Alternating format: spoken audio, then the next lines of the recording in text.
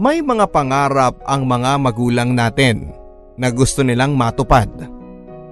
At ikaw bilang anak, sa kagustuhan mong mapasaya sila, gagawin mo. Susubukan mong tuparin. Kasi mahal mo sila. Kasi gusto mong bumawi sa lahat ng mga sakripisyo nila para sa iyo mula noong binuo ka nila hanggang isinilang ka dito sa mundo. Pero paano nga ba kung ang pangarap nilang ito ang siyang magiging daan para ikapahamak mo? Paano nga kung ang pangarap nilang ito na balak mong tuparin ay babaliktad at magiging dahilan para bagsakan ka ng sobra-sobrang pangarap? Mga kapuso, pakinggan po natin ang kwentong hatid sa atin ni Joanna, isang babaeng sinubukang tuparin ang pangarap ng kanyang mga magulang. Masisisi mo ba siya kung may mga desisyon siyang nagawa na sa huli ay pagsisisihan niya? Alamin natin yan sa mga kwento ng pag-ibig, buhay at pag-asa dito sa Barangay Love Stories. Dear Papa Dudut, ako si Joanna. Ang kwento ko ay kwento ng bawat anak na nangangarap na tuparin ang pangarap ng kanilang mga magulang. Lumaki ako sa isang liblib na probinsya kung saan ay ang tanging paraan lang para makaahon ng mga tao sa hirap ay ang mangibang bansa. At dahil ang sekundaryang paaralan doon ay sobrang layo, kaya mas pinili na lang naming tapusin ang elementary. Para sa amin ay sapat na yon, kailangan lang namang matutong magsulat at magbasa para makapag-ayos kami ng mga kailangan naming papeles para mangibang bansa. Tulong-tulong na nga rin kami dito sa aming bayan. Palibhasa, karamihan na doon ay nasa ibang bansa na, kaya sila na mismo ang tumutulong sa amin sa mga proseso pa. Yun naman ang nakakatuwa sa aming probinsya. May puso pa rin para tumulong at magkusa. Lahat kami ay gustong makaahon sa hirap. Sawa na kaming kumain ng mga napupulot naming kamote sa likuran ng mga bahay namin. Pagod na rin kaming kumain ng lugaw na mas marami pa ang tubig kesa sa kanin. At kahit luya ay hindi naman magawan lagyan dahil nanghihinayang kami sa 5 pisong ipangbibili dito, kaya tanging asin lang ang pwede naming ipanglasa. Ang gusto lang naman namin ay hindi kumalam ang aming mga sikmura. Bahala na sa lasa. Basta ang importante, makaraos kami sa pang-araw-araw. Papa Dudut, katulad ng ibang tao sa aming probinsya, ang mga magulang ko ay pangarap ding umahon sa hirap. Palibhasa ay hindi sila nabigyan ng pagkakataon na mangibang bansa, kaya naman sa akin nila nilalapag ang pangarap na ito. Hindi kasi nakapag-aral kahit kindergarten ang mga magulang ko. Mas inuna nila ang makapagtrabaho agad dahil pareho silang napunta sa mga malalaking pamilya. Kaya kailangan nilang magtrabaho sa murang edad para may maisubo ang buong pamilya nila. Alam na alam ko ang mga kwento ng pamilya nina mama at papa. Dahil eto ang gabi-gabi nilang kwento sa akin nung bata pa lamang ako bago ako matulog. Palibhasa, eto lang ang tanging alam nilang ikwento dahil ni minsan naman ay hindi sila nakabasa o nakahawak man lang ng mga storybook na pwede nilang ibahagi sa akin. At ayos lang sa akin yon. Hindi na ako maghahangad pa ng sobra dahil kahit nagkulang sila sa akin sa pinansyal na aspeto ay binusog naman nila ako ng pagmamahal at mabuting aral na hindi mo mabibili kahit sa pinakamahal na tindahan. Maswerte ako sa kanila, Papa Dudut, at alam ko sa sarili ko na gagawin ko ang lahat, mapasaya lamang silang dalawa.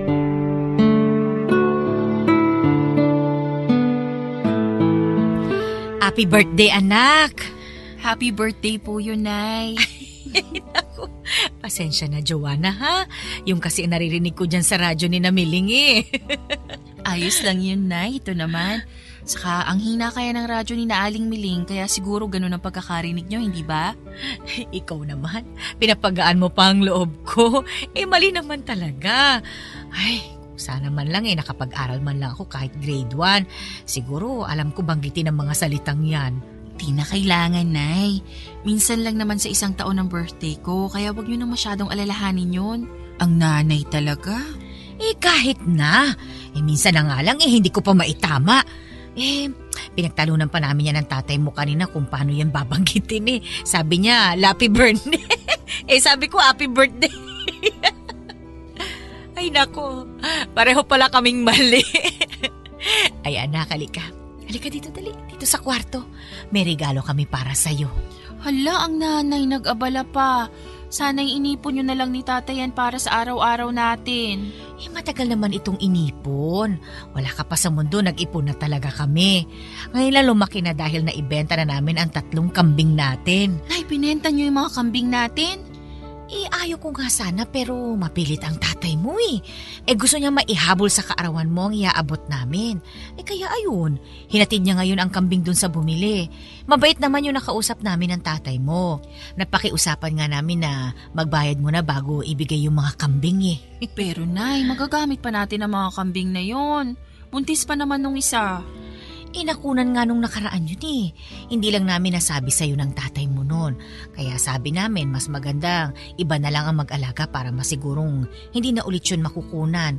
Tsaka kung sa atin lang yun, alam mo namang wala tayong maibibigay na sustansya sa kanila. Maganda na rin yun anak. Pero Nay... Wala nang pero. O eto, halika dali. Buksan mo itong sobre. Nay! Yan lahat ng naipon namin ng tatay mo. Mas malaki pa sana yan kung hindi lang namin paminsan-minsan nagagalaw, lalo na kapag may matindi tayong pangangailangan. Pagdamutan mo na yan anak ha? Ay, sobrang laki naman ito. May papagawa na natin ang kubo natin nito at makakabili tayo ng mga manok na pwede nating... Ibang bansa mo yan anak. Ibang bansa? Oo. Hindi ba usapan na natin yun dati? Na kapag nagbente ka na, may ibang bansa ka na. Kung sakaling kulang pa yan, pwede ko namang isanla ang lupa natin. Hihintayin ko lang ang tatay mo para mapag-usapan namin. Nay, hindi nyo na kailangan gawin yan. Bakit malungkot ka dyan? Iniisip ko pa lang na malalayo ako sa inyo, nalulungkot na ako. Huwag mo kaming intindihin anak. Konting sakripisyo lang ang pagkalayo natin para sa magandang kinabukasan na naghihintay sa'yo sa ibang bansa. Hindi naman namin yung kayang ibigay sa'yo ng tatay mo Binigay niyo po ang lahat ng meron kayo sa akin, Nay. Sobra-sobra pa po. Kasi mahal ka namin. Kaya namin ginagawa yan. Kaya bukas na bukas din ha, sasamahan kitang ayusin ang mga kailangan mo para sa pangingibang bansa mo. Nay, may gagawin pa ako bukas. Maglilinis pa ako ng bakod ni na Aling Ana, diba? Tapos maglalaba pa ako sa kanila. Ay, oo nga pala. Sige na anak, kung kailan ka na lang pwede. Ayun na siguro ang tatay mo. Baka dala-dala na rin niya yung nahuli niyang tilapia na iihawin natin ngayon.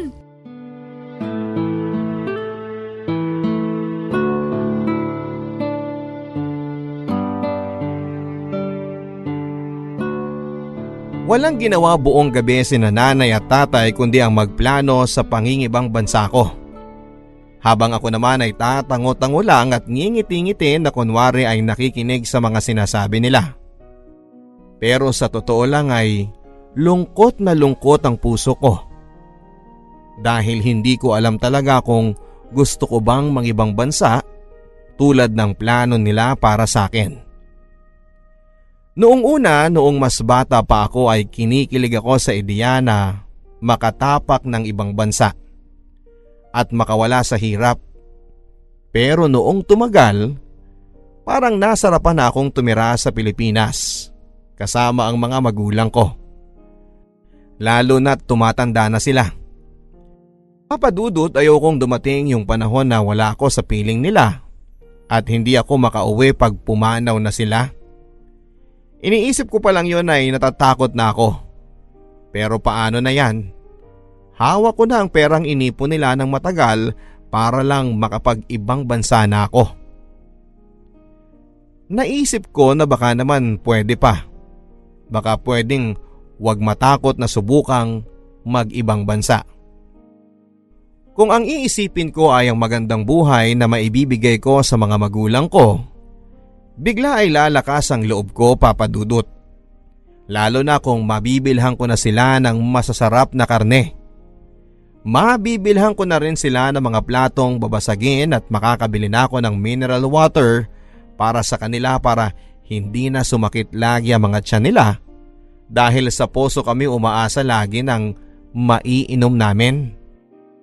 Baka naman kapag nakapag-ibang bansa na ako, mabilhan ko na ng bagong bestida si Mama. Naaawa na rin kasi ako sa kanya dahil panay tapal na lang ng mga ginupit na basahan ang mga duster niya dahil marami na itong butas.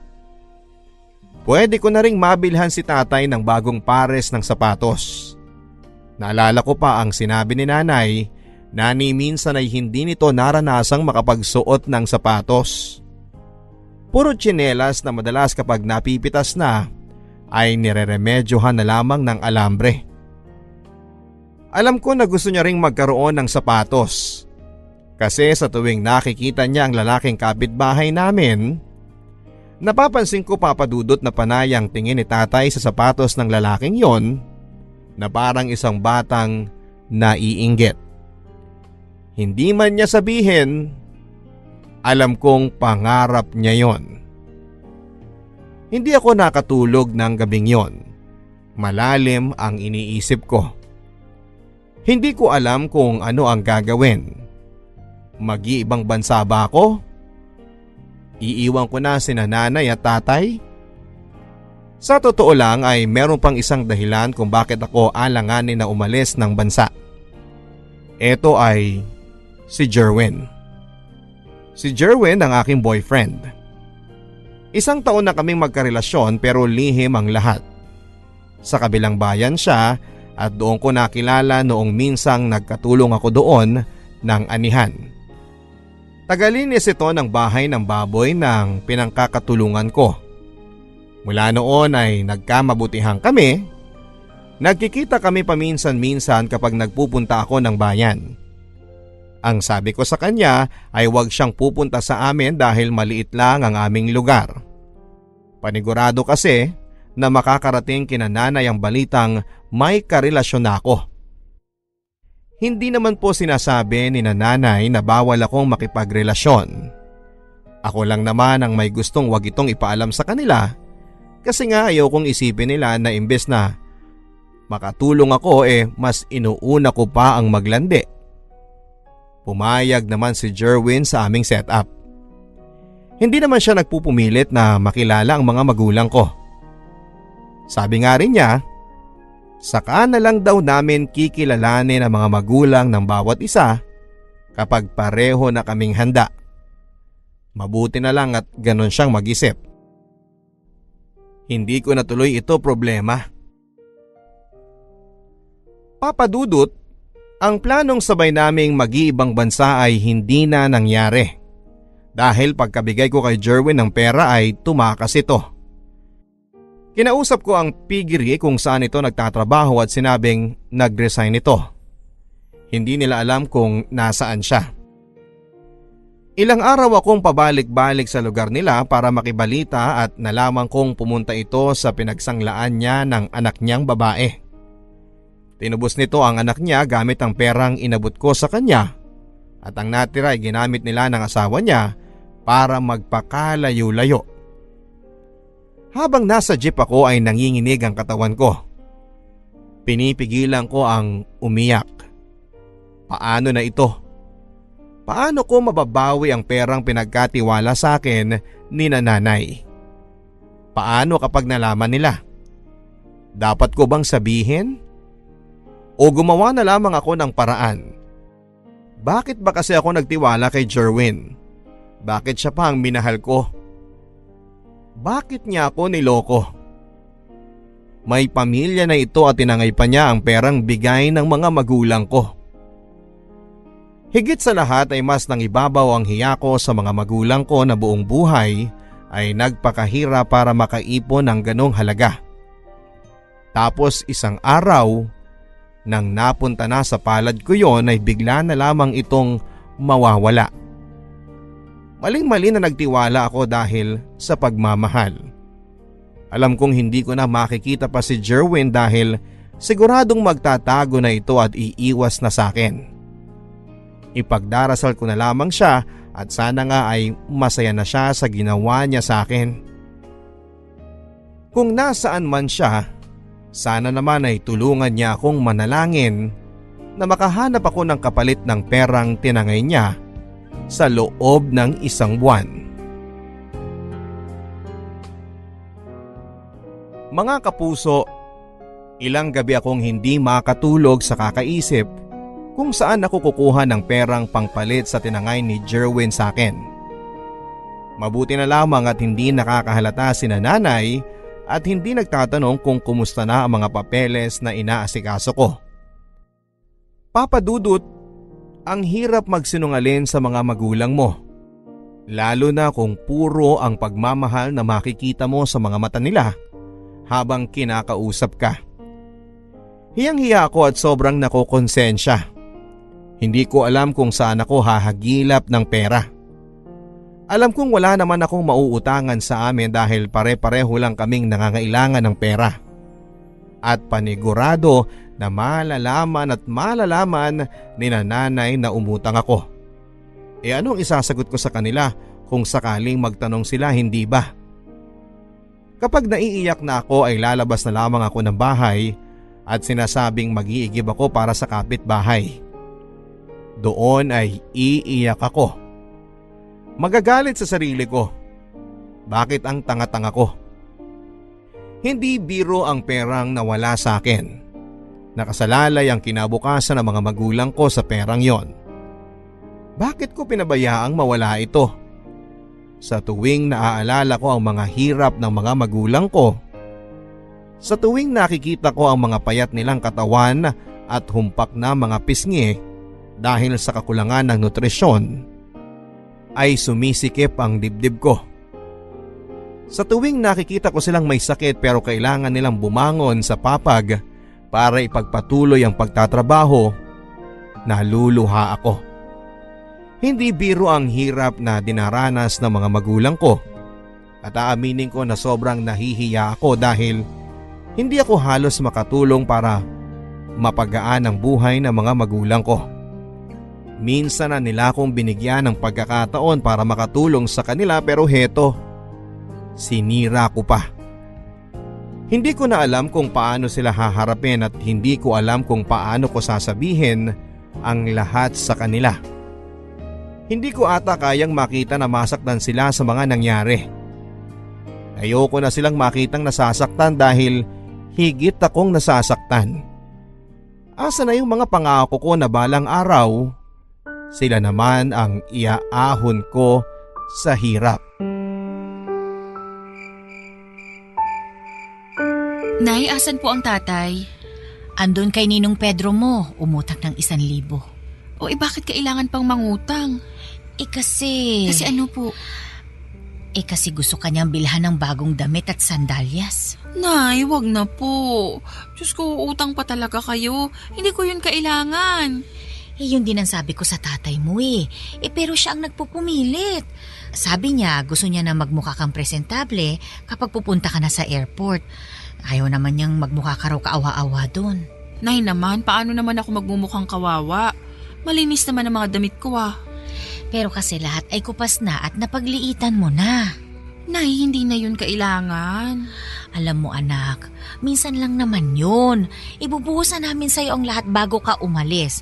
Gusto naming maranasan mo yung magkaroon ng mga damit na bago para hindi ka naman maliitin ng mga taong makakasalamuha mo sa ibang bansa. Nay naman kontento na naman ako sa mga nabili niyong damit sa akin dati. Masaya na ako at sobrang nagpapasalamat doon. Pero anak, Hayaan mo na lang kami ng tatay mo na ibuhos sa'yo ang mga bagay na dati ay pinapangarap namin para sa mga sarili namin. Yun na lang naman ang magpapasaya sa amin. Huwag mo nang pigilan. Nay, nahihiya na ako sa inyo. Jasking bata ito. Hindi mo kailangan mahiya. Responsibilidad naming ibigay sa'yo ang lahat ng kailangan at ang mga bagay na magpapasaya sa'yo. Nay, may sasabihin po ako sa inyo.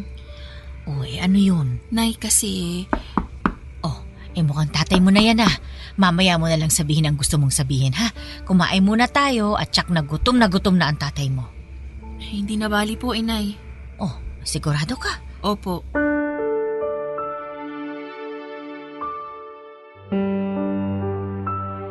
Papa Dudut, hindi ko nasabi kay nanay ang katotohanan tungkol sa perang ibinigay nila sa akin. Ang ginawa ko lang ay nag-ipon ako ng perang pamasahe ko papunta ng Maynila. Ang sabi ko sa kanila ay pupunta ako roon para ayusin ang mga papeles. Ang sabi nila, sasama daw sila. Pero ang sabi ko ay kaya ko na mag-isa, pero sa totoo lang ay pupuntahan ko ang pinsan ng aking tatay, si Tia Isabel. Dating DH ito sa Hong Kong. Gusto kong magpatulong sana sa kanya kung paano makapunta sa Hong Kong. Tinawagan ko na ito at pumayag na makipagkita sa akin. Pero nung araw ng pinag-usapan namin na magkikita kami ay sinabi nito na nasa Cebu pa raw siya at na-delay ang flight niya pabalik ng Manila. Kaya sabi niya ay magstay muna ito roon ng 3 araw para masulit naman ang bakasyon niya. Nahiya naman ako magtanong kung pwedeng magstay sa bahay nila. Kaya ang ginawa ko ay nagpalipas ako ng araw sa daan. Sa mga terminal ako natutulog at kapag napapansin ng mga guard na tumatambay na lang ako roon ay pinapaalis nila ako. Sa pangalawang araw ko ng pagstay sa Manila ay naubos na ang baong kong malagkit na nilagyan ng bukayo sa ibabaw. Pasira na nga ito pero kinain ko pa rin para may mailaman sa tiyan ko. Nakikinom na lang ako ng tubig sa mga madadaanan kong tindahan. May mga nagbibigay, may mga minumura lang ako. Saktong-sakto lang ang perang dala ko. Ang natitira na lang sa akin ay pamasahe pauwi kapag nakausap ko na ang tiyahin ko. Noong 2 araw ay wala akong nagawa kundi ang pumasok sa matataong fast food at pasimpleng uupo sa mga mesang may natirang pagkain at doon ay kinakain ko ang mga natira ng mga customers na umalis na. Mabilisan. Mga butong alam kong nalawayan na pero may laman pa rin. Mga sauce na nahaluan na ng tubig ay iniinom ko rin. Pati ang mga kanin na nasa mesa ay pinatos ko na para mawala ang pangangasim ng aking sikmura. Kapag napapansin na ako ng mga crew ay aalis na akong bigla. Tatakbo, hiyang-hiya ako sa ginagawa ko pero kailangan kong tiisin. Kasalanan ko rin kung bakit ako nasa ganitong sitwasyon. Sino pa ba ako para mag-inarte? Ikaw na ba si Joanna? Ako nga po, Tia Isabel. Kumusta po kayo? Ayos naman. Umupo ka muna. Gusto mo ng juice? Pwede po bang tinapay na lang? Ay, mukhang nagutom ka. Naku, pasensya na ha kung napaghintay kita ng matagal. Alam mo naman ang negosyo ko kung saan ako dinadala. O sige, sandali, kuha lang ako ng tinapay at juice. Salamat po.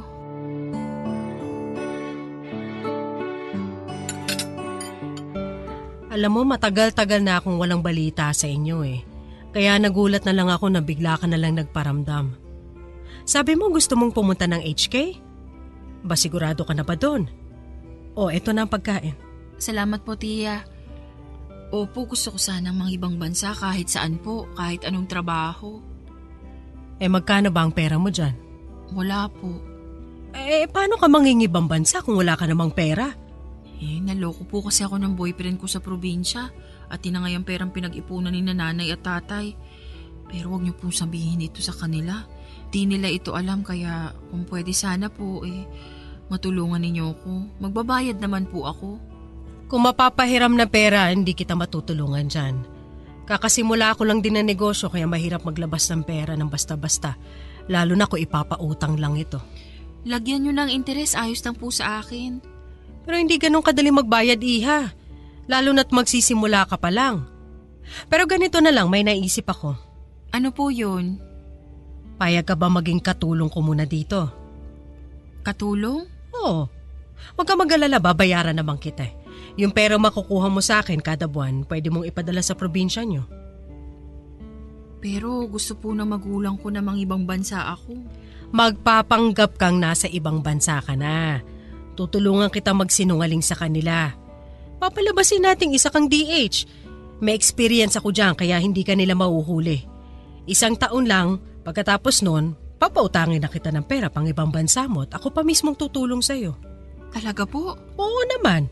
Sino ba naman na magtutulungan kundi tayo-tayo na lang na magkakadugo, di ba? Hayaan mo, hindi ka mauhuli ng mga magulang mo. Tutulungan kita dyan. Salamat po, Tia. Naku, mukhang ginutom ka sa pag-uusap natin. Hala, sige, kumain ka muna dyan at magbibihis lang ako at saka tayo mag-usap.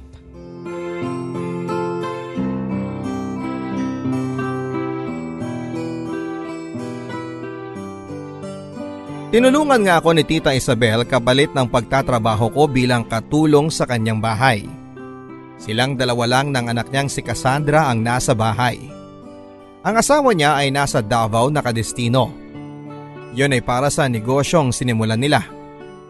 Ang dapat ko lang daw gawin ay alagaan si Cassandra. Ihatid sundo sa eskwela. Maglinis ng bahay, magluto at maglaba. Hindi naman ganon kahirap linisan ang bahay dahil maliit lang ito at silang dalawa lang naman ang pagsisilbihan ko. Kailangan ko lang tiisin ang 1 taon na ganito ang gagawin ko. Nangako naman na suswelduhan ako ng tiyahin ko na ipapadala ko kina nanay para hindi ito magtaka. Pinagmukha niyang nasa ibang bansa galing ang pera. Ang sabi pa niya, hindi na raw makakahalata ang mga magulang ko. Palibhasa ay hindi naman sila nakapag-aral. Hindi nila mababasa na galing lang ito sa Maynila. Medyo nainsulto ako roon at nasaktan pero pinabayaan ko na lang. Siguro ay ganon lang talagang magsalita ang tiyahin ko. Ang importante ay nakakatulong ito sa akin. Pati yung pag-i-edit ng mga larawan na kunwari ay nasa Hong Kong ako, ginagamit namin ang mga lumang larawan niya na nasa Hong Kong siya. Tinatapal ang litrato ko roon at ipapadala ko to paminsan-minsan. Kapag tinatawagan ko naman sila ay iba na ang gamit kong numero. Nagpanggap akong roaming ito kaya nakakatawag ako. Hindi nila maintindihan kung ano ang roaming number kaya mabuti na lang at hindi na sila nagtanong pa. Kapag tumatawag ako sa kanila ay buong pagsisinungaling akong nagsasabing masaya ako at maginaw sa Hong Kong. Tuwang-tuwang nakikinig sina nanay sa mga kwento ko. Kung alam lang nila na puro ito pagsisinungaling, pero kailangan ko itong gawin kung gusto kong matupad ang kagustuhan nilang nasa ibang bansa na ako talaga. Sana nga ay hindi sila makahalata. Sa mga pinapadala ko naman ay hindi na sila nagreklamo sa 3,000 kada buwan. Yun lang ang pasahod na ibinibigay sa akin ng tiyahin ko. Minsan binabawasan ko ito ng 100 para may pangload ako para matawagan ko sila. Minsan naman ay nag-aabot ng 20 pesos si Cassandra kapag nakikita niyang kailangan ko ng pera. Huwag ko na raw sabihin sa nanay niya para hindi ito magalit. Napakabait ng batang ito, kaya hindi ako nahirapang alagaan siya. Alam kong hindi sapat talaga ang napapadala kong pera sa mga magulang ko. Alam kong dapat silang umasa ng mas malaking padala dahil nasa ibang bansa na ako pero ang sabi ko na lang sa kanila ay konting tiis lang dahil nagkautang pa ako sa amo ko dahil kulang ang perang naibigay nila sa akin na pang proseso ng mga papeles. Panay naman ang hingi nila ng tawad sa akin dahil kinulang ang bigay nila. Halos madurog ako dito. Iniisip pa talaga nilang kasalanan nila. Gayong ako naman talaga ang dapat nasisihin. Sa gabi ay umiiyak ako. Sa gabi ko lang na ibubuhos ang lungkot ko sa mga nangyayari sa buhay ko. ultimo napkin ay hindi ako makabili para sa sarili ko. Para lang hindi mabawasan ng malaki ang naipapadala ko sa mga magulang ko.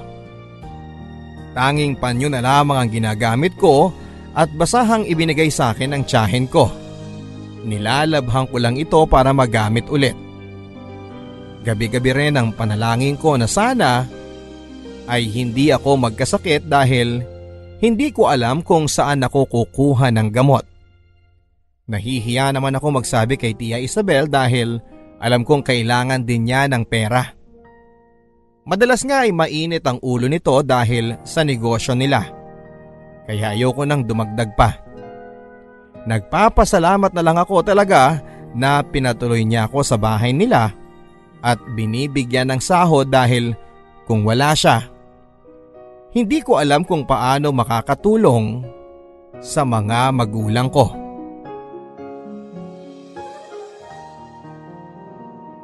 Lumipas ang 6 na buwan at unti-unti nang nakikita ko ang ugali ng tiyahin ko. Hindi maganda. Nung nahuli niya ako nagsi-cellphone para i-text ang nanay ko ay kinuha niya yon. Huwag daw ako magsi-cellphone habang nagtatrabaho dahil nakakasira ng oras. Naiintindihan ko naman siya. Ang sabi niya ay ibabalik niya lang ito sa gabi pagkatapos kong makapaglinis. Pumayag naman ako kaya sabi ko sa mga magulang ko ay sa gabi na kami mag-usap. Ang sabi ko kasi ay umaga yon sa Hong Kong. Nagsinungaling na naman ako. Ang sabi ko ay doon lang ako pinapayagang gumamit ng cellphone bago magtrabaho at nauunawaan naman nila. Hindi lang ito ang mga nagbago. Dati ay 2 beses akong kumain sa isang araw, isa sa tanghali at isa sa gabi. Ngayon ay naging 1 beses na lamang at tuwing tanghali lang. Nakiusap ang tiyahin ko na kung pwede ba ay damihan ko na lang ang pagkain sa tanghali dahil kinukulang siya ng pera para sa panggabi pa ng isang tao. Nauunawaan ko siya.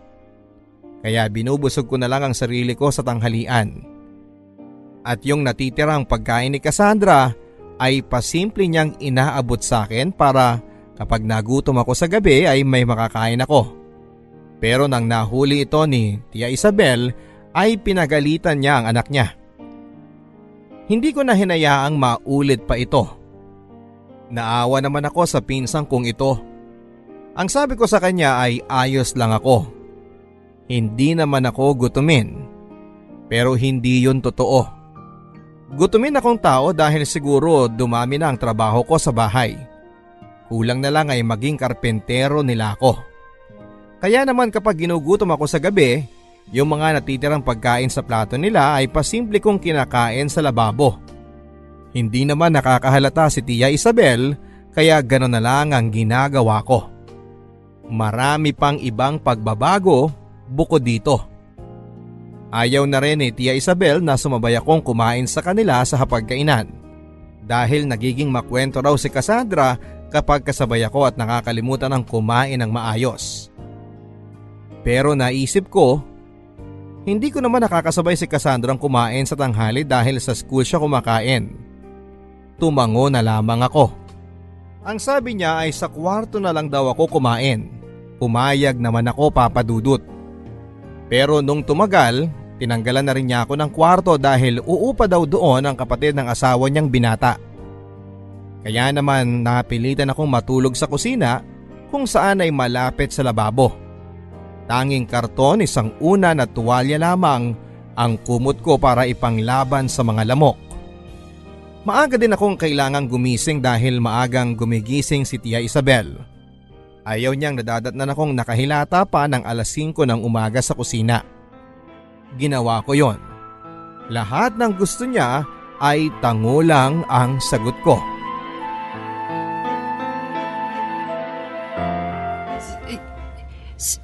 Sa kubeta na po ako kakain? Bakit po? Oo. Kasi kung dito ka sa kusina kakain, marami magkukumpul-kumpul ng mga langgam dyan. Alam mo naman tag-ulan ngayon, naghahanap yan ng tirahan at pagkain. Maingat naman po ako at lilinisan ko naman po kung makahulog man ako ng pagkain. Ano ka naman nakakasigurong malilinisan mo yun talaga? Nung isang araw nakita ko yung tinik ng tinapa dyan sa lababo. Pinagkainan po yun ng kapatid ng asawa ninyo, hindi po ako. Kahit na. Ayoko ng langgam, alam mo yan. Mas madaling maglinis ng kalat sa CR. Tubigan mo lang, wala na yan. Sa kusina, ayoko masyadong nababasa. Pero tiya, ang hirap naman pong kumain doon. Madali lang, ikaw lang ang nag-iinarte. Malinis naman ang CR ko, diba? Kahit nga matulog, pwede ka dun eh. Tiya, baka naman pwedeng sa mesa na lang ako kumain. Kahit pagkatapos nyo na lang po kumain ng tanghalian. Pangako lilinisan ko po. Napag-usapan na natin to. Ayoko nakakasabay mo si Cassandra dahil dumadaldal siya. Wala naman po siya sa tanghali eh. Sumasagot ka pa talaga? Basta ayokong kumakain ka sa hapagkainan. Hindi ko alam kung anong dumi ang nasasagap mo sa paglilinis. Hindi kami pwede magkasakit na mag-ina, lalo na ako. Ang dami kong dapat asikasuhin sa negosyo, alam mo yan. Pasensya na po. Alam mo, kung mag-iinarte ka, mas maganda ata na pauwi na lang kita sa probinsya nyo at sabihin ko na lang sa mga magulang mong totoo. Gusto mo ba yon? Gusto mo bang durugin mo pa ang pag-asa nila sa puso nila? Na may aahon mo sila sa hirap? Huwag po, Tiya. Pasensya na po. Doon na lang ako sa CR kakain. Mabuti naman. Saka maganda na yan para sa'yo. Ngayon pa lang, yan ang training mo. Kala mo ba petics ka lang sa ibang bansa? Naku! Naging DH ako doon at konti pa lang tong pinapagawa ko sa'yo sa pinapagawa nilang hirap sa akin doon. Kaya wag mo kong artehan ng ganyan, ha, Joanna? Sorry. Sorry po. Naiintindihan ko na po kayo. Mali po ako. Good. Maglinis ka na ng CR para bukas pwede ka nang kumain doon. Opo, Tiya. Mula ngayon, ma'am na ang itatawag mo sa akin. Hindi na Tiya. Opo, ma'am.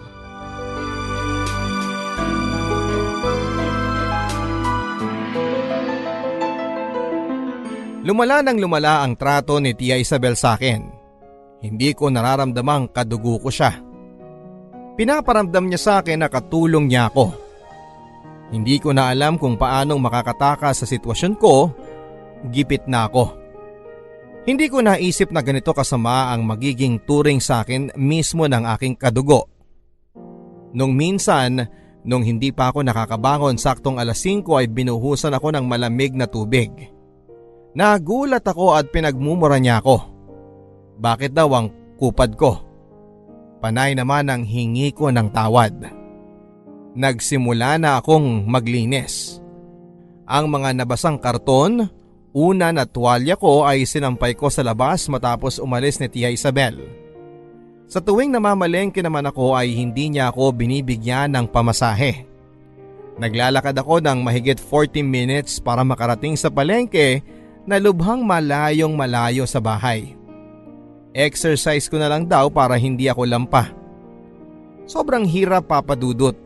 Wala akong magawa kundi ang pumayag sa mga gusto niya dahil kung susuko ako ay isusumbong niya ako kina nanay. Tiniis ko pa. Dahil kailangan kong makapagpadala kina nanay. Bibihira ko na rin nakakausap si nanay dahil maraming gabi na hindi ibinibigay sa akin ng Tia Isabel ko ang sipi ko at sinasabing itulog ko na lang daw para may lakas akong magtrabaho kinabukasan. Kaya sa tuwing nakakapag-usap kami ni nanay ay sobrang nananabik ako. Sila na rin ang nagpapaload sa akin dahil ang sabi ko malayo ang pagpaloadan dito. Naiintindihan naman nila.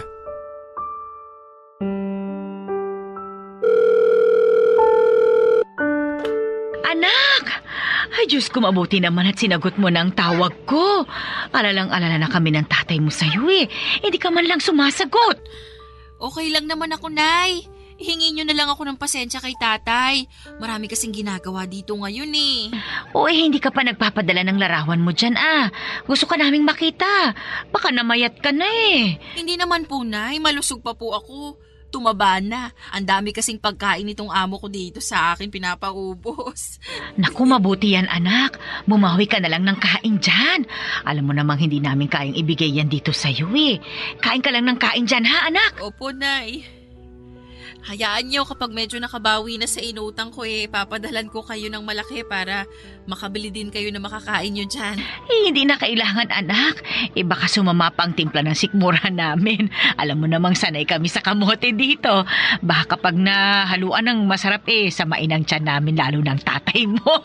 Ang nanay talaga nagawa pang magbiro Tinatawa ko na lang itong pag-aalala ko sa'yo. Ikaw naman kasing bata ka wala man lang akong balita sa'yo. Akala ko napano ka na. Akala ko nakalimot ka na. Makalimot? Nay, imposible naman yun. Mas maaga ko pang makakalimutan ang pangalan ko kaysa makalimutan ko kayo. Talaga ba? Baka sinasabi mo lang yan, ha? Siya, mag-ingat ka lagi dyan, anak, ha? Kumain ka ng maayos. Yung mga larawan mo, ipadala mo sa amin para maipakita ko sa mga kapitbahay natin. Opo, Nay. Isasama ko ulit sa padala ko sa inyo. Siya, sige. Mabuti yan, anak. Natanggap niyo po ba yung padala ko nung nakaraang buwan? Padala? Opo. Anong padala, anak? Kasi 3 buwan ka nang hindi nagpapadala Naisip ko baka talagang binabayaran mo muna yung utang mo sa amo mo kaya ayun. Pero hayaan mo, anak. Unahin mo na muna yan, ha? Huwag mo muna kaming intindihin dito kasi nakakaraos naman kami. Sinangla muna namin ang lupa para may pambili ng pagdinegosyohan dito. Balak namin manok sana para mabilis ang kita sa itlog. Nay, nagpapadala po ako. Yung amo ko po ang nagpapadala kasi hindi ko po alam kung paano magpadala dito Ay, ganun ba? Wala naman kaming natanggap. Ipagtatanong ko dito, saan ka ba nagpadala? Magpapatulong ako sa kapitbahay natin, ha? Wag. Nay, wag nyo na pong tanungin sa kanila. Baka naipit lang po sa pinagpadalahan ng amo ko. Ako na po mismo ang titingin. Wag nyo na pong tanungin dyan, Nay. Sigurado ka ba? Kasi sa amin, anak, ayos lang naman kahit huwag ka muna magpadala. Kasi may sapat pa naman kaming pera dito. Unahin mo muna ang sarili mo dyan, ha? Bumili ka ng kailangan mo. Vitamina, ganun. Para lumakas ka.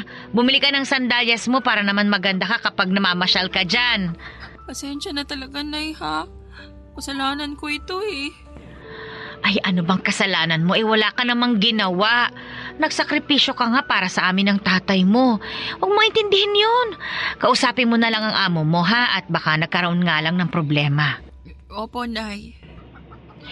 Siya, anak. Sige na. Aasikasuhin ko muna yung inahing manok ko dito. Nag-iingay na naman. Basta mag-ingat ka lagi dyan, ha? At tumawag ka lang kapag may oras ka. Kung wala naman, ayos lang din. Nauunawaan ka namin, anak. Opo, Nanay. Salamat po. At tatandaan mo, ha? Mahal na mahal ka namin ang tatay mo.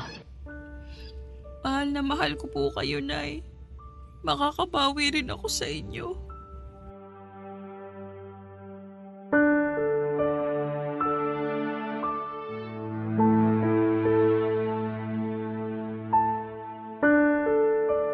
Matapos ang naging pag-uusap namin ni nanay ay umiyak ako ng umiyak.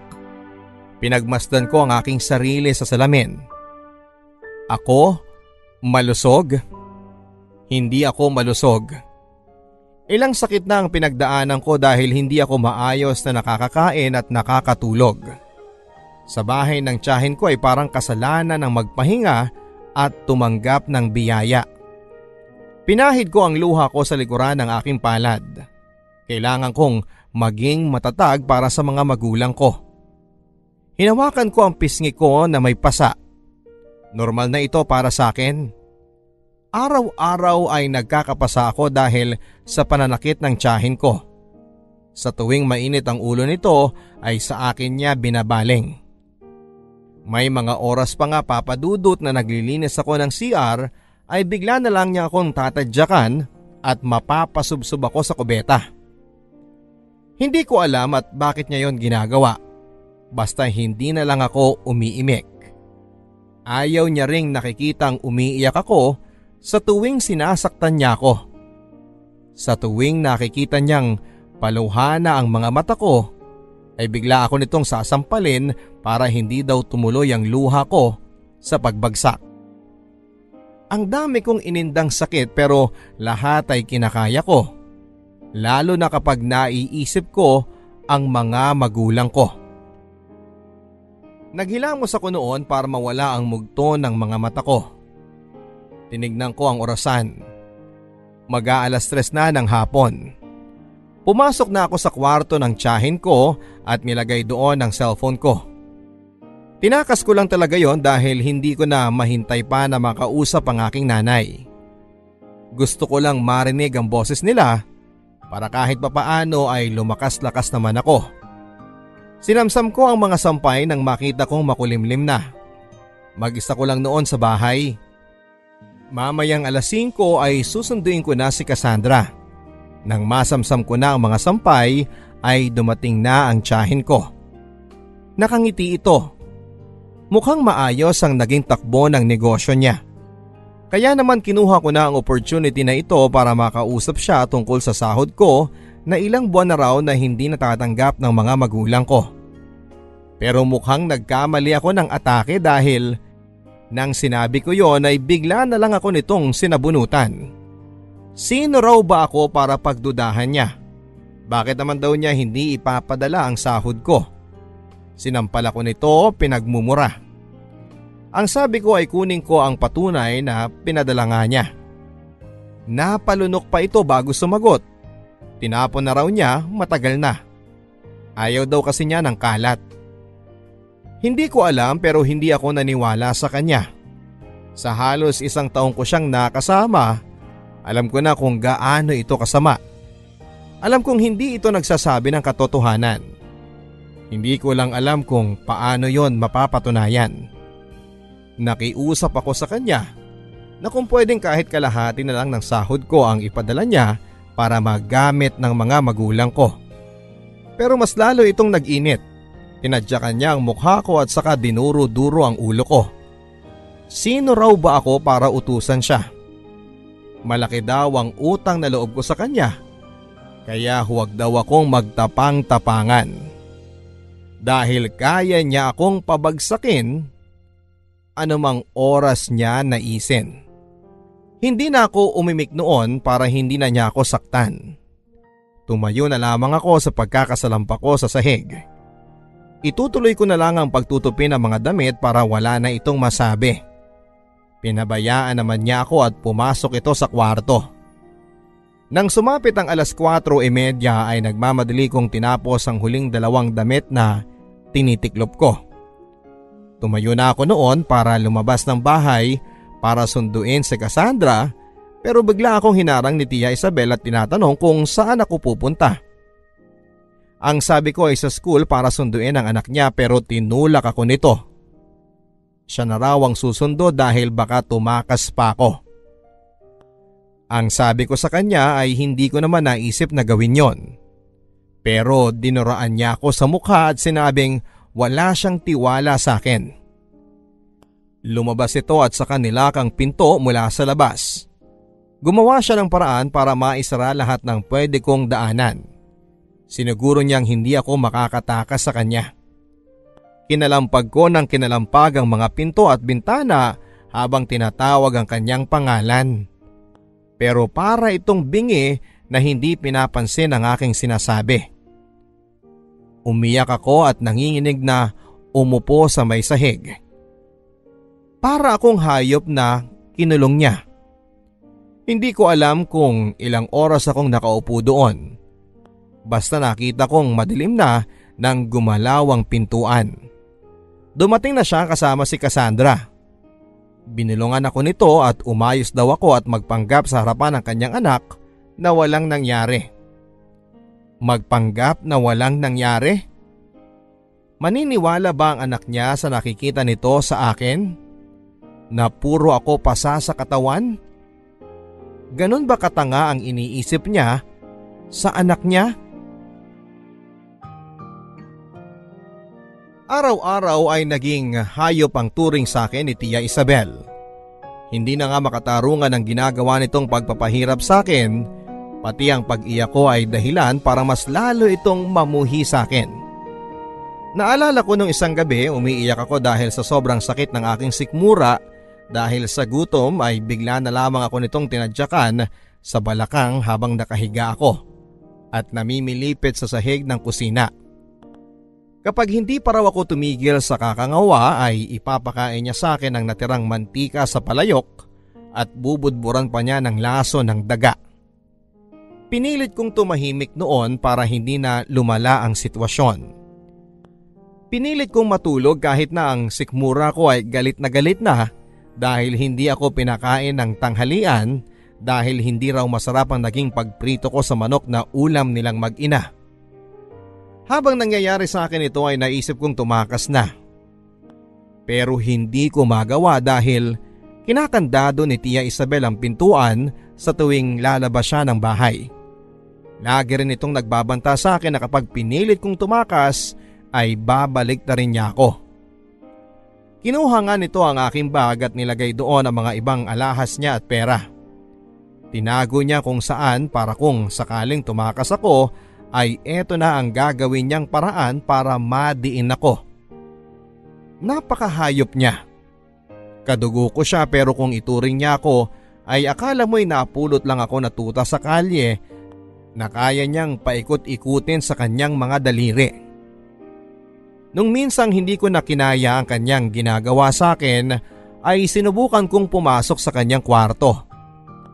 Naiwan nito ang susi ng kwarto niya nang minsang nagmamadali itong pumunta sa school ni Cassandra. Nahanap ko yon sa ilalim ng kanyang kama. Deadbat pa ito kaya kailangan ko munang i-charge ng 5 minuto. Umaasa ako na pwede pa ang huling load na meron nito. Saka paniguradong meron at merong load yon dahil ang sabi ni nanay, sila na muna ang bahalang magpapaload sa akin kapag hindi ako nakakatawag sa kanila. Baka naman meron. Nang magbukas na ang cellphone ay agad kong kinontak ang aking ina. Ilang beses na nagring. Nanginginig ako noon. Dinadalangin na sana ay sagutin na nila bago dumating si Tia Isabel. Kailangan kong makahanap ng kakampi sa pagkakataong ito. Pero hindi nasagot ang tawag ko. Nang tapusin ko na ang tawag ay nagmamadali akong i-off ang cellphone. Pero nang akmang ibabalik ko na ito sa ilalim ng kama ni Tia Isabel ay nahuli naman ako ng kapatid ng asawa niyang si Kuya George. Mas matanda lang ito ng 5 taon sa akin. Nakatingin sa akin. Bihira ko itong makita doon dahil panay daw ang out of town. Hindi ko rin nakaklose. Pero alam ko na alam niya ang nangyayari sa bahay ni Tia Isabel. Pero hindi lang ito umiimik. Ngayong nahuli niya ako, isusumbong ba niya ako?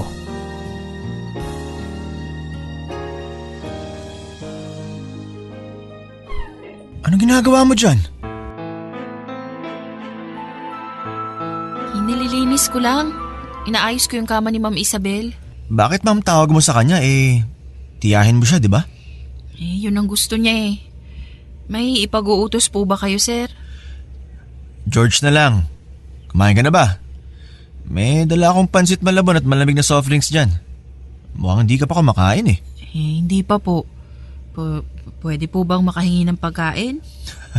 Oo, kaya nga kita inalok, di ba? Halika na.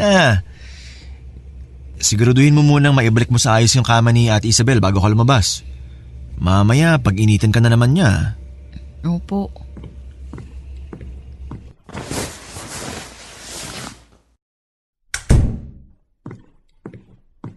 Oh, tara. Simulan na natin kumain. Kinukuha mo ba ang CP mo sa kwarto ni Ate Isabel? Ay, hindi po. Naglilinis ako talaga. Ay, hindi mo na kailangan magsinungaling. Hindi naman kita isusumbong eh. Gusto ko lang naman makausap ang mga magulang ko. Gusto mo nang umalis dito, no? Oo, pero hindi pwede. Ayaw ni Ma'am Isabel. Well, alam ko naman kung anong mga ginagawa niya sa'yo. Actually, nasasabi na rin sa akin ni Cassandra yan eh. Naawa rin ako sa'yo. Salamat po, Kuya George. George na lang. George. Ay, okay. Tutulungan kita makatakas dito. Talaga po? Oo. Iayos mo ng ibang gamit mo. Itatakas kita sa Biyernes pagbalik ko ulit dito.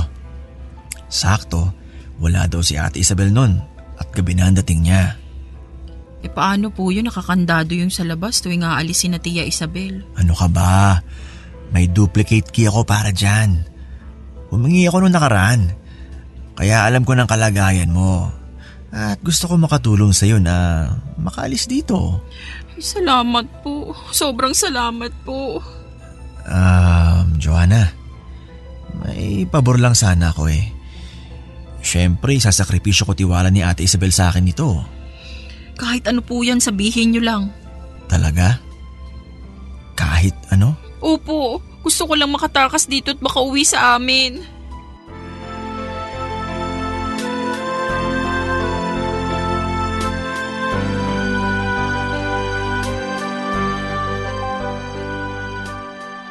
Ang pabor na gusto ni George ay may mangyari sa aming dalawa. Yun ang kapalit ng pagtakas niya sa akin sa bahay ni Tia Isabel. Hindi na ako nagdalawang isip noon. Kailangan ko nang maibigay ang sagot sa kanya bago siya umalis mamayang gabi. Tumango ako sa alok niya at walang sabi-sabi ay hinila ako nito sa kanyang kwarto at doon ay pinilit na tinanggal ang aking mga damit.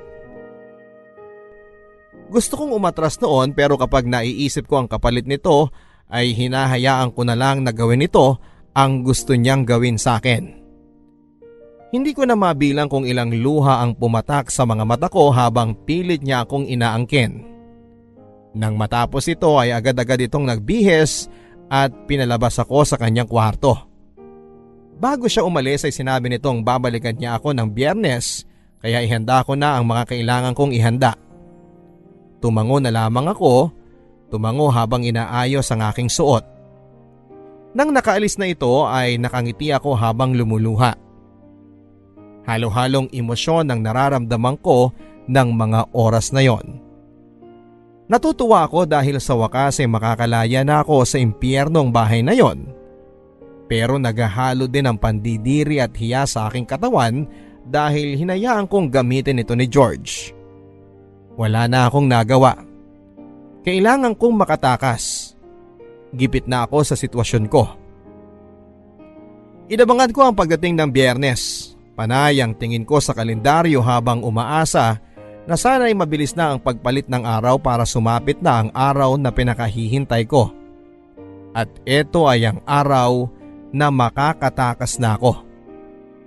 Ang binanggit sa akin ni George ay susundin niya ako bandang 5:00 ng hapon kapag umalis na si Tia Isabel. Handang-handa na ako noon, hindi na ako mapakali nang dumating ang araw na yon. Panay ang tingin ko sa orasan. Tinapos ko na ang lahat ng gagawin. Magkasama sila ni Tia Isabel ngayon at gabi na nga ang dating nilang pareho. Muli ako napatingin ng orasan, 5:00 na, wala pa si George. Wala na akong ibang magawa sa bahay dahil nalinis ko na ang lahat. Pati ang ulam ni Cassandra ay naluto ko na bago ko umalis. Ayaw ko namang gutumin ang alaga kong yon dahil kahit papaano ay napamahal na siya sa akin. Sa muli kong pagtingin sa orasan, mag-6 na ng gabi. Nasaan na kaya si George? Sana ay na-traffic lang ito. Tama, traffic lang kasi Biyernes ngayon. Dapat ay hindi ako mangamba. Hindi dapat. Umidlip akong sandali sa papag ng kusina. Nang magising ako ay 7:30 na. Konting-konti na lang at parating na si Tia Isabel. Nasa na ba si George? Nanginginig na ang aking katawan noon at paikot-ikot ako sa kusina. Panay ang tingin ko sa orasan. Panay ang kagat ko sa aking kuko. Darating pa ba siya? Nang walang ano-ano ay biglang bumukas ang pintuan. Napangiti ako at dumating na nga si George. Pero agad ding nawala yon nang makita kong nilawan ng pintuang yon si Tia Isabel at si Cassandra. Wala na. Wala na talaga akong pag-asa na makawala pa. 12:00 na ng hating gabi nang matapos ako sa aking trabaho sa bahay ni Tia Isabel. Manhid na manhid ang aking katawan dahil sa pagkakadismaya sa ginawa ni George. Hindi ko na alam kung makakaramdam pa ba ako ng galit dahil matapos nitong gamitin ang katawan ko ay bigla na lamang itong nawala. Akala ko ba ay tutulungan niya ako? Akala ko ba ay itatakas niya ako? Bakit kasi naniwala ako sa kanya? Ang tanga-tanga ko para maniwala sa mga sinasabi niya. Bakit ako pumayag na ipangbayad ang puri ko sa pangako niyang tutulungan ako? Ito ang mga tanong na paulit-ulit na naglalaro sa utak ko habang nakahiga ako sa papag ng kusina. Tuloy-tuloy pa rin ang pagdaloy ng mga luha ko pero pinigilan kong wag humikbi para hindi marinig ni Tia Isabel.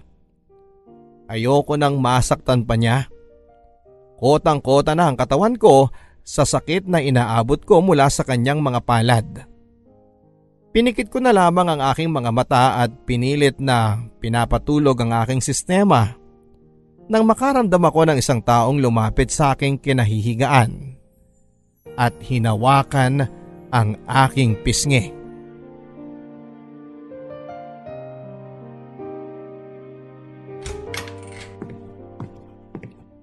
Cassandra, o bakit gising ka pa? May kailangan ka ba? Nagugutom ka? Ay teka sandali at… Ate Joanna, umalis ka na dito. Ha? Anong sinasabi mo dyan? Alam ko naman na pinahihirapan ka ni Mama eh. Naawa ako sa'yo. Wala kasi akong magawa kasi takot din ako kay Mama. Kas, balik ka na sa kwarto mo. Baka mapagalitan pa tayo pareho. Kapag nahuli ka ng mama mo't nakikipag-usap sa akin. Hindi yan. Tulog na yun. Ito. Cellphone ko to ah. Bakit nasa iyo? Kinuha ko kanina bago matulog si Mama. Pinasahan ko na yan ng load ha at chinarge ko na rin. Pwede mo na tawagan si nanay mo. Umuwi ka na sa inyo, ate. Kas, bakit mo to ginagawa? Kasi ate, napamahal na ako sa'yo eh.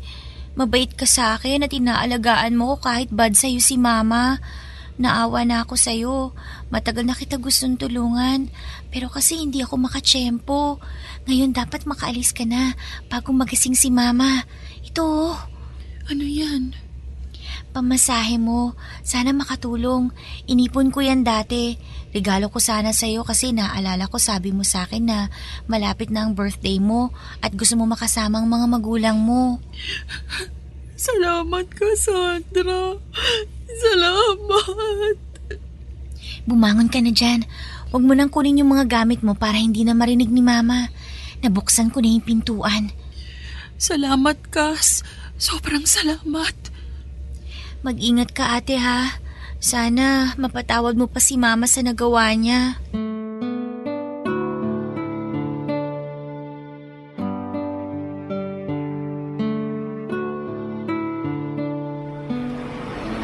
Hello, Nay. Nagising ko po ba kayo? Oo, alas 2 na ng madaling araw. May problema ba, anak? Oh, anak. Bakit ka umiiyak? Ano nangyari sa'yo? Uuwi na po ako, Nay.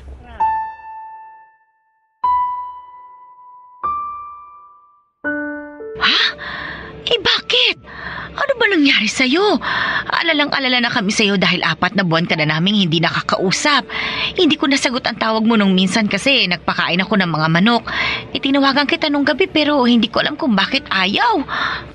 Sasakay na po ako ng bus papunta dyan, Day. Magpahinga na po kayo. Ha? Ang bilis naman. Nasa ibang bansa ka lang tapos nasa bus ka na ngayon. Sasabihin ko na lang sa inyo lahat kapag nakarating na ako dyan. Patawarin niyo po ako. Bakit ka humihingi ng tawad? Anak, kung ayaw mo na sa ibang bansa, maiintindihan ka namin. Sige, bumalik ka na dito. Mahal na mahal ka namin. Mahal na mahal ko rin po kayo, Nay.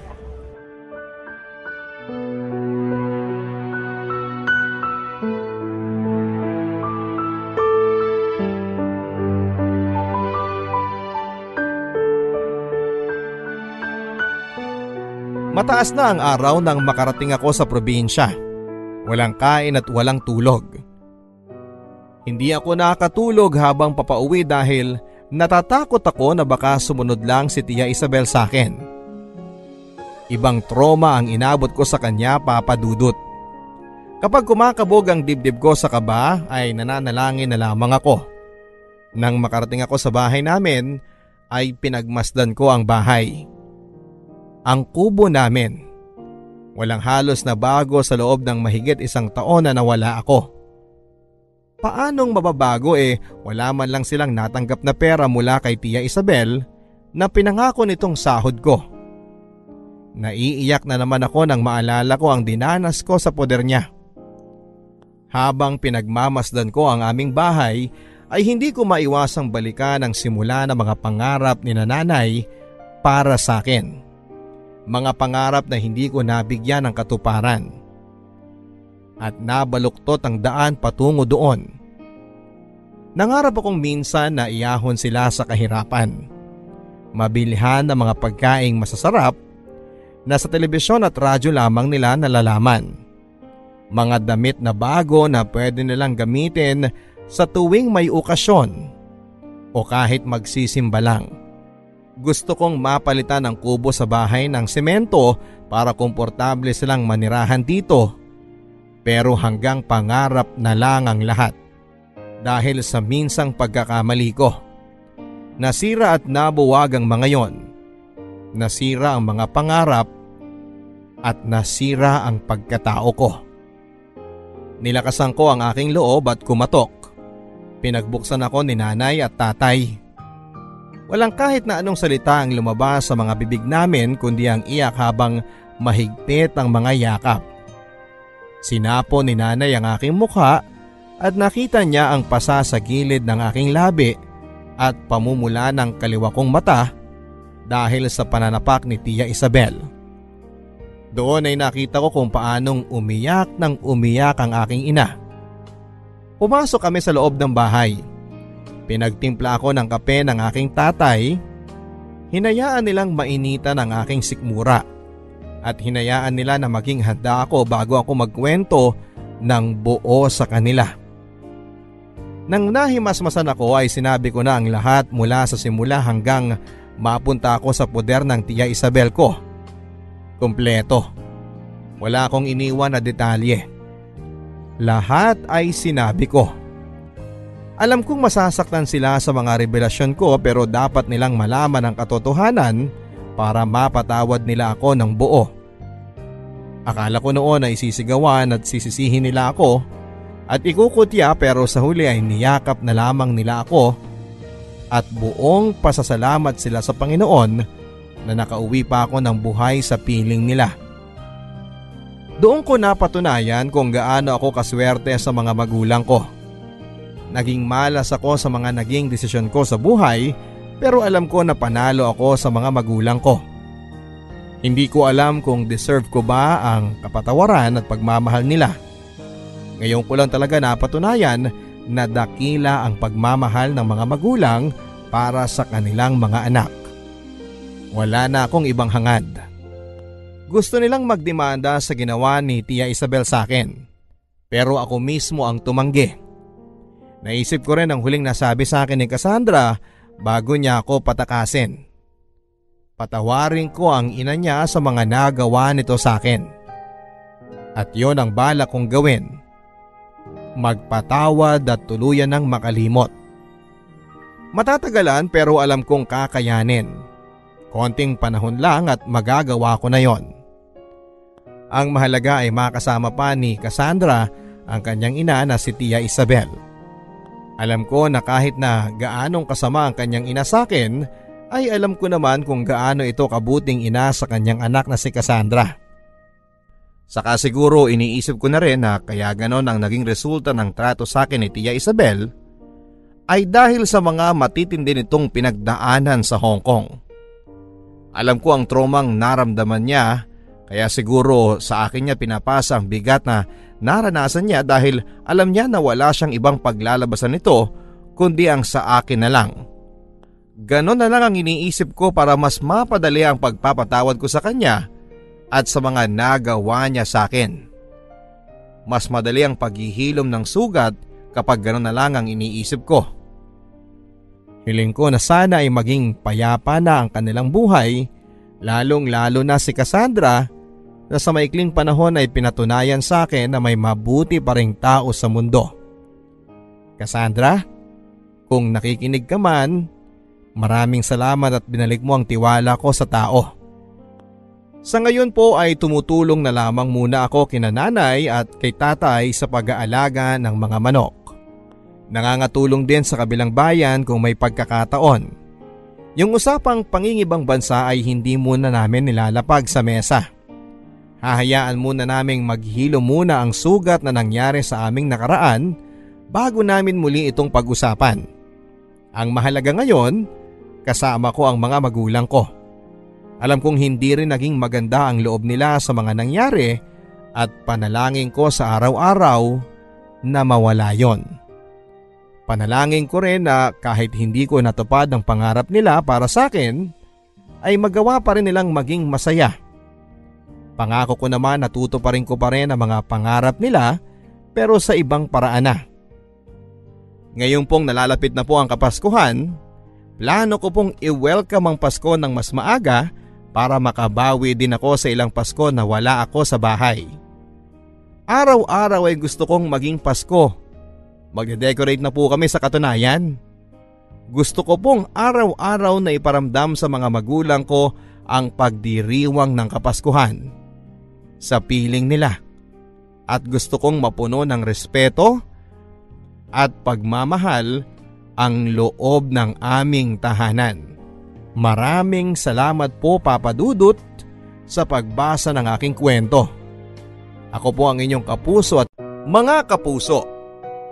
Paano nga ba lumaya sa lugar na inakala mong magsasalba sa iyo mula sa kasamaan? Paano nga ba kung ang lugar na yon ay ang iyong tahanan? Makakayanan mo kayang tumakas at lumabas sa pinto?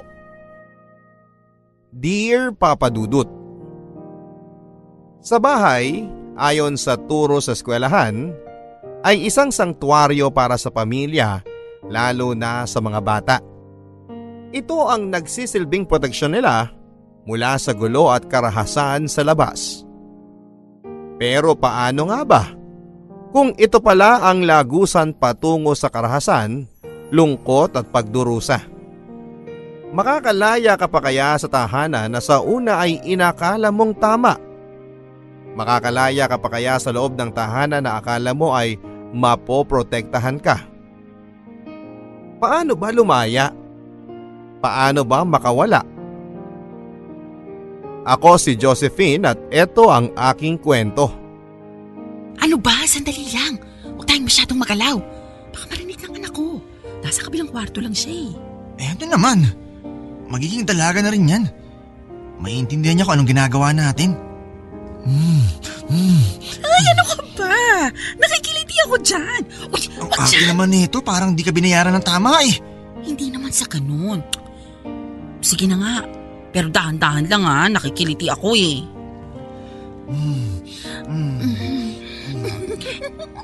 Yan ka na naman Nakikiliti nga ako dyan. Ano ba?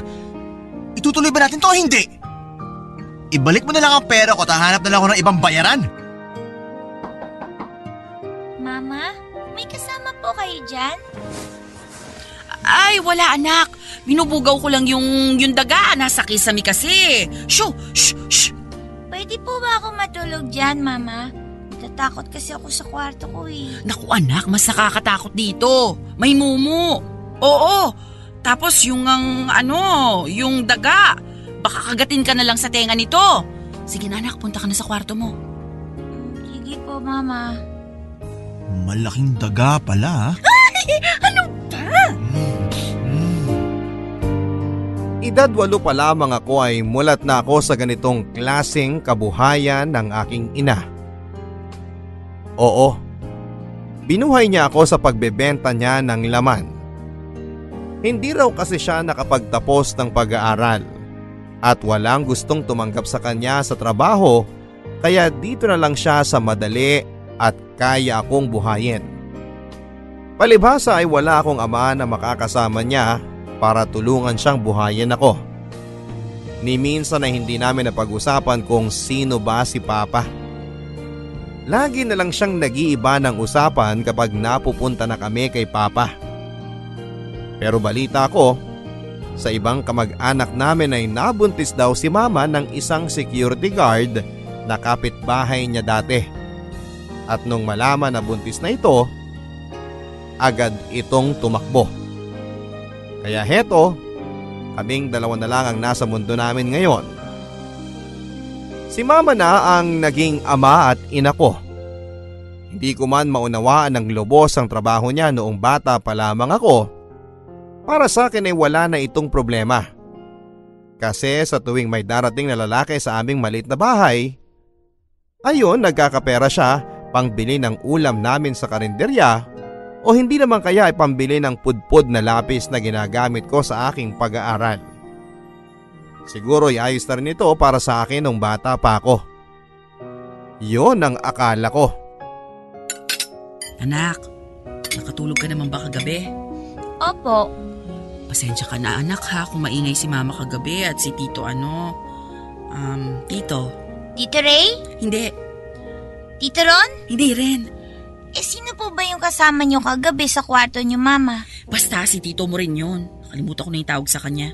Oh, kumain ka na lang ha. Medyo sunog lang yung itlog. Tanggalin mo na lang yung mga nangingitim sa gilid. Mama, bukas pala bibili daw po kami ng bentang makapuno candy ni Ma'am Castro. Kailangan daw bumili para may plus points ako. Anong makapuno candy? Ano ba yung teacher mo na yan? Abusado ha?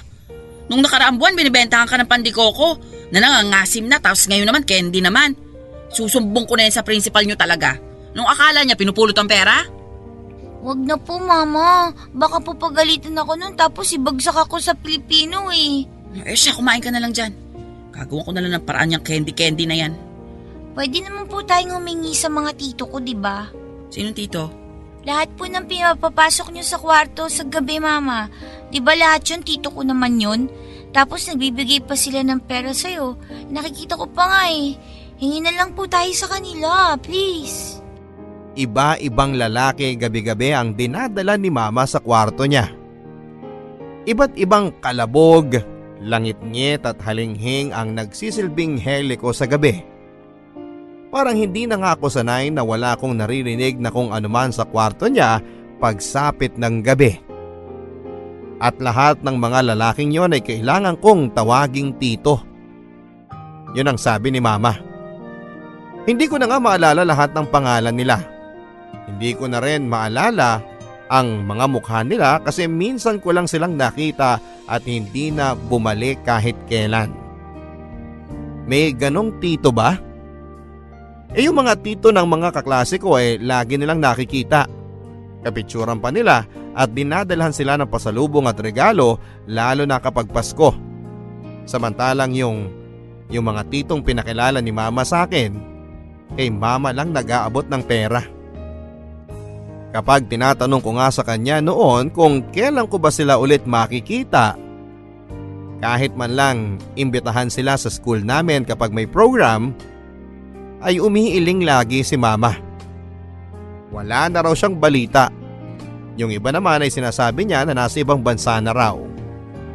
Dumaan lang daw talaga sa kwarto niya para magpaalam ng personal. At dahil nga bata pa ako, naniwala ako. Naniniwala ako sa lahat ng sinasabi ng nanay ko. Isang Sabado ng umaga, inutusan ako ni Mama na bumili ng toyo at kamate sa tindahan ni Aling Pining. Doon ay may nagkukumpulang mga babae na kapitbahay namin. May manikurista, may hawak ng kanyang apo, may tumatambay lang talaga at yung isa naman ay hawak pa ang kanyang asong may lahi. Nakatitig ang mga ito sa akin at parang may gustong tanungin. Nang maibigay na sa akin ang sukli at binili ko ay aalis na sana ako. Pero pinigilan ako ng isang matandang babae sa kumpulang yon. Ikaw si Josephine, no? Yung anak ni Nida. Opo, ako nga po. Bakit po? Naku, Ineng, ayos ka lang ba dun sa bahay nyo? Di ka ba inaano ng mga lalaking bisita ng nanay mo roon? Hindi naman po. Hindi nga po ako pinapansin ng mga tito ko na bisita ni Mama eh. Basta paglalabas na sila ng kwarto, umuuwi na rin sila. Mukha naman po silang mababait. Yung nanay mo talaga di na nahiya at natakot sa'yo. Sa posible mangyari sa'yo kapag nagpapapasok siya ng mga customer niya. Customer? Ano po yun? Basta. Sabihin mo sa mama mo, Kung hindi pa siya magbabago sa ginagawa niya, magsusumbong na kami sa DSWD niyan. Bakit yun naman po gagawin yun Wala naman pong ginagawang masama si Mama. Di mo pa kasi naiintindihan to ngayon. Pero balang araw, Ineng, malalaman mo rin ang totoo. Nagpaalam na ako noon para makaiwas na sa mga ibang sasabihin nila. Habang naglalakad ako ay napansin ko na pinagmamasdan nila ako at inihahatid ng tingin hanggang sa makalayo na ako sa tindahan ni Aling Pining. Nang makauwi ako sa bahay ay inabot ko na kay Mama ang pinabili niya. Sasabihin ko sana kung ano ang mga sinabi ng matandang babaeng yon sa tindahan kanina, pero mas pinili ko na lamang na wag na lang dahil mukhang pag-aawayan lang nila ito. Mabilis na lumipas ang oras. At eto, gabi na naman. Nagising ako sa malakas na pagbukas ng pintuan mula sa kwarto ni Mama. Dinikit ko ang tenga sa plywood na naghahati sa aming kwarto na dalawa. Pilit kong pinakikinggan kung may kasama na naman ba ito. Tama nga ako. Narinig ko na naman ang malalim na boses ng lalaking kasama ni Mama na inuutusan siyang mahigana. Panayang tawa ni Mama. Mukhang nakainom na naman ito. Narinig ko na lang na binagsak nila ang kanilang mga katawan sa kama. Maingay na kasi at marupok ang kahoy na higaan ni Mama, kaya maririnig mo talaga kapag may nahiga o umupo lang dito. Maingay agad. Sana, sabi ko sa isip ko, bigyan sana si Mama ng pera nung tito na pumasok sa kwarto niya para pampagawa ng kama. Naawa na rin kasi ako kay Mama na laging maingay ang kama niya sa tuwing gabi. Parang hindi komportableng matulog doon. Hindi gaya ng sa akin na walang kahit na anong ingay na ginagawa. Nang bahagyang tahimik na ang kwarto niya, umiga na lang ulit ako at saka pinikit ang aking mga mata. Pero bukas pa rin ang aking mga tenga para pakinggan ang impit ng tawa ni Mama na sumasabay sa ingay ng kanyang kama. At unti-unti ay nakatulog na ako ng mahimbing. Dahil sa mga ingay na madalas kong napapakinggan gabi-gabi. Ay anak, gising ka na pala. Halika't sabayan mo na kami ni Tito John mo na kumain. Ikaw pala yung nasa kabilang kwarto. Ako si Tito John mo. Ako po si Josephine. Anak, may pasalubong ang Tito John mo sa'yo. Eto, manika. Kamukha mo, cute din. Wow, ang ganda po! Salamat, Tito John. Mama, pwede ko po bandalin to sa school? Papakita ko po sa mga kaibigan ko. Oo naman, pero dalian mong kumain dyan para maaga ka makapasok. Opo, Mama. Tito John, kailan ka po ulit dadalaw dito? Di ko pa alam eh. Baka ano? Baka hindi na anak, kasi marami pa siyang gagawin sa ibang lugar. Di ba, John? Oo. Pasensya na, Josephine ha. Kumain ka na muna dyan. Mahuli ka na sa klase mo. Uy, yung anak ng Pokpok andito na oh. Kumusta naman ang nanay mong Pokpok ha, Josephine? Magkano na kaya pera niya? Hindi ko alam ang sinasabi nyo. Tumabi na sana kayo kasi malilate na tayo. Ang tapang mo naman. Teka lang kasi, huwag kang masyado magmadali. Mahaba pa ang oras eh. Sige na, please. Ayoko makipag... Uy, ganda ng manika mo ha. Uy, wag yan. Bigay yan ng Tito John ko. Tito John? Nanay mo lang naman ang kamag-anak mo eh. Sino si Tito John mo? Hindi marami akong tito at lahat yun kasama lagi ni Mama. Mababait kaya sila. Talaga? Wala ka nga dinadalang ibang kamag-anak mo dito. Kundi si Mama mo na ang pula-pula lagi ng lipstick. Kaala mo na pinturahan. Siguro yung Tito John mo yun, yung customer ng Mama mo, no? Yuck! Itong manika mo, mas maganda kung ihiksian natin yung buhok niya. Parang kay Mama mo. Tapos kulayin natin ng krayolang pula ang pisi niya, tapos labi. Para pokpok na pokpok! Wag! Huwag niyong gawin yan! Parang awa niyo na! Tutuwa ka mo. Yan ang bagay na manika sa'yo. Anak ka kasi ng pokpok!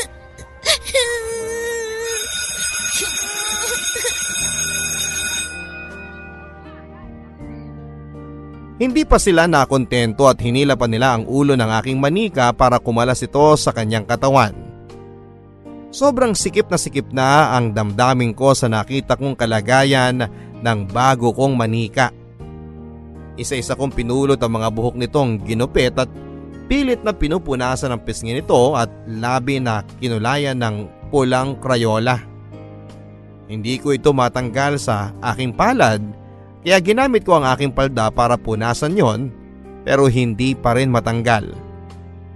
Kung hindi pa ako tinawag ng aking teacher para pumila na sa flag ceremony ay hindi pa ako aalis ng aking pwesto.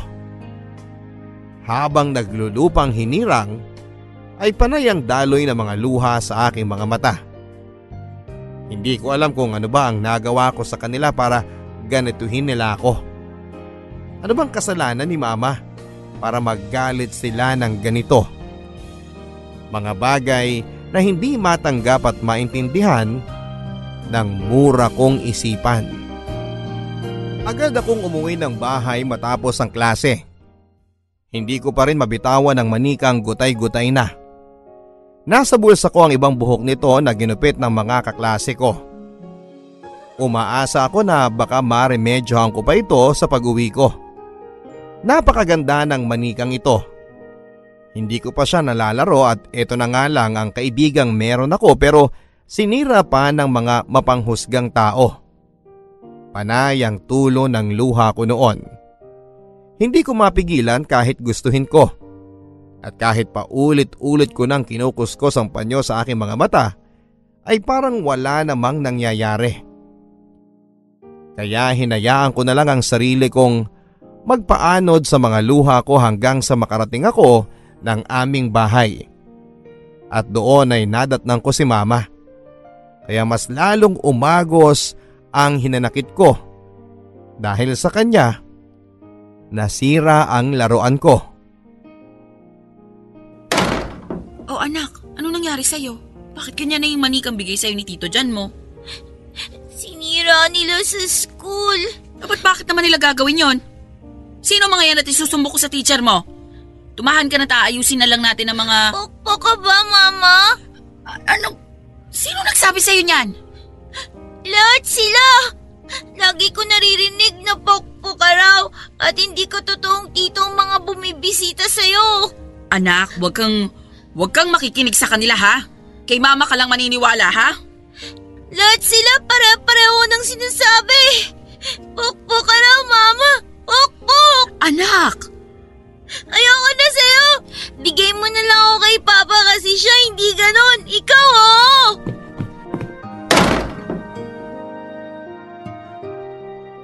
Lumipas ang mga taon at heto, ganap na akong dalaga at hindi na natutuwa sa mga manika. Ganap na akong dalaga at hindi na ako inosente tulad ng dati. Ngayon ay klaro na sa akin lahat-lahat sa mundong ito, lalo na sa mundong ginagalawan namin ni Mama. Alam kong pokpok siya. Ginagamit ang kanyang katawan para magkapera ng mabilisan. At dahil dito sa kaalaman kong ito ay unti-unti na akong napalayo kay Mama. Hindi na kami katulad ng dati. Hindi ko na nga maalala kung kailan yung huling beses na nagsabay kaming kumain sa mesa. O kaya naman ay yung kinumusta niya ako. Lagi ako nagpapahuli sa uwi sa gabi mula sa fast food na pinagtatrabahuhan ko. Diretso kaagad ako sa kwarto pero imbis na makatulog ako ay mas lalo lang ako napupuyat dahil sa mga parokyano ni Mama. Hanggang ngayon, talagang hindi pa rin siya natitigil sa trabaho niyang yon. Kung dati, panghele ko sa gabi ang mga tunog na naririnig ko. Ngayon naman dahil alam ko na ang katotohanan, nagsisilbi na itong tunog mula sa impyerno. At pasong-paso na ako. Sa tuwing kinukompronta ko siya sa mga nangyayari sa kwarto niya, ang dami niyang palusot papadudot. Kesyo inaayos lang daw ng karpentero yung dingding kasi marupok na o kaya naman ay nagbubutas ng lalagyan ng picture frame. Ang akala niya ay tanga pa rin ako. Akala ba niya ay 8 taong gulang na batang babae pa rin ako? Iba rin talaga siya. Pinilit kong itulog na lamang ang lahat kahit rinding-rindi na ako sa kama niya na kanina pang nag-iingay. Sana man lang ay binigyan siya ng malaking pera ng customer niya para mapagawa na niya ang kama niya at hindi na ako maistorbo pa. Mag-uumaga na nang nakatulog ako. Malamang ay umalis na yung lalaki. Pero nagulat na lamang ako nang magising ako bandang 9:00 ng umaga nang madatnang ko sila sa hapagkainan. At nang tingnan ko ang lalaki, para akong bumalik sa pagkabata at naalala ko kung sino to. Ang unang customer na pinakilala sa akin ni Mama. Ang unang customer na nagbigay sa akin ng manika at pinaniwalaan kong tito ko siya. Si Tito John. Si John. Anak, naku, buti gising ka na. Sa tingin mo ba nakatulog ako? Anak, kasi, may bisita kasi tayo. Naaalala mo pa naman siya, di ba? Hello, Josephine. Ang laki mo na. Naaalala mo pa ba? Siya yung nagbigay sa'yo ng manika nung 8 years old ka lang, di ba? Sayang nga lang at nasira agad. Mga impact ng kaklase mo talaga. Huwag yun na pong ipaalala sa akin yon. Tapos na yon. Nakwento nga sa akin ng mama mo yung Josephine huli kami nagkita. Kaya sabi ko, kapag dadala ulit ako sa mama mo, dadalang kita ng mas magandang manika. Ayan! Naku, ang ganda anak. Mas maganda kaysa dun sa nasira. Mas makapal at kulot ang buhok. Blondie! Oh, kunin mo na. Pasalubo ko talaga sa'yo yan. Matagal-tagal din nung huli kita nakita. Sige na anak, kunin mo na. 18 na ho ako. Hindi na ako bata. Bakit kailangan niyo pa akong regaluhan ng ganyan? Kapalit nung nasira manika mo. Maraming bagay ang nasira dito sa bahay na to. Mapapalitan mo ba lahat yon sa tingin mo? Hanggang sa pagpasok sa trabaho ay bad mood ako. Napansin na yon ng mga katrabaho ko pero hindi na sila nagtanong pa. Tahimik ako magdamag at mula noong nakita ko ang mukha ng Tito John na yon, biglang bumalik isa-isa lahat ng mga alaala ko nung bata pa lamang ako. Noong inosente pa lamang at wala pang kamuwang-muwang sa mga pinaggagawa ni Mama sa buhay niya. Matapos ang trabaho ko, imbis na umuwi ay nagtungo ako sa pinakamalapit na kapihan. Nagpalipas ako ng oras. Umaasa na mahihimasmasan at mawawala ang sama ng loob ko pero ang labo nito. Sumakay ako ng jeep at nagpababa sa Children's Park at doon ay nag-ikot-ikot. Madilim na at wala nang tao sa paligid. Ito yung kailangan ko, yung mapag-isa. Pero bago pa man ako makahanap ng mauupuan, ay bigla na lang sumulpot ang guard at sinabihan ako na huwag mag-pick up ng customer doon. Naginit ang mukha ko sa mga sinabi niya. Anong akala niya sa akin? Pokpok katulad ng nanay ko? Hinampas ko ito ng bag at saka tumakbo. Hindi na ito nakahabol pa dahil marahil ay nabigla sa mga ginawa ko. Nang makalayo na ako ay saka na ako naglakad patungo sa paradahan ng jeep para makauwi na sa amin. Wala na rin namang ibang pupuntahan. Hindi ko na rin alam kung saan ako pwedeng pumunta para matakasan ang problema ko kay Mama. 11:00 na ng gabi nang makarating ako sa bahay. Akala ko ay payapa na ako makakapagpahinga pero nagulat ako nang makita ko si Tito John. Nakabukas ang ref at kumukuha ito roon ng tubig. Talaga bang hanggang ngayon ay nandito pa rin siya? Nagkatinginan kaming dalawa pero agad akong umiwas ng tingin nang mapansin kong kakaiba na ang tingin nito. Hindi naman ito lasing at bagong ligo pa nga ito. Inagilap ko ng tingin ang sala para tignan ko nandun si Mama pero wala ito. Hindi ko alam ang gagawin ko noon. Para akong kinabahan at hindi ko alam. Hawak ko ang aking bag at handa akong ipukpok ito sa ulo niya tulad ng ginawa ko sa guard kung sakaling magkamali ito. Pero mukha namang hindi ito lalapit sa akin.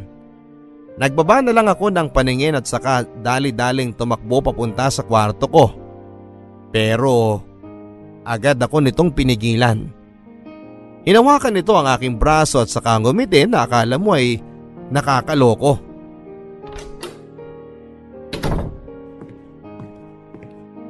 Dalagang-dalaga ka na.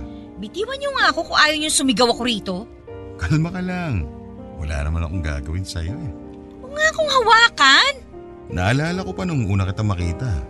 Sabi ko pa sa mama mo, lalaki kang maganda tulad niya. Baka nga mas maganda pa eh. At tama ako. Tignan mo, mas maganda ka pa kaysa sa nanay mo. Pati ang hubog ng katawan mo, sobrang sexy mo.